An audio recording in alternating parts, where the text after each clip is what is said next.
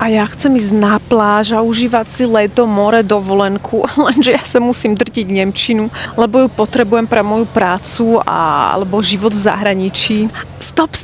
Aj ty máš pocit, že učenie nemčiny a letná dovolenka nejde dokopy? Tak počkaj, mám pre teba skvelú letnú výzvu, počas ktorej budeš trénovať nemčinu v ľahkosti, zábavne, ale zároveň tak a vtedy, aby si užívala aj leto. Na začiatku letnej výzvy si spolu stanovíme cieľ, motiváciu a štruktúru a plán na letnú výzvu, čo kedy budeš trénovať a čo naozaj potrebuješ. A potom ti bude stačiť 15 minút denne, čo môžeš robiť aj z pláže a uvidíš, že po lete budeš nielen oddychnutý, ale sa zároveň budeš cítiť v nemčine sebaistejšie a už ti nebudem stať v ceste tvojich kariérnych alebo osobných možnostiach a príležitostiach. Okomentuj leto a pošlem ti viac info do správy.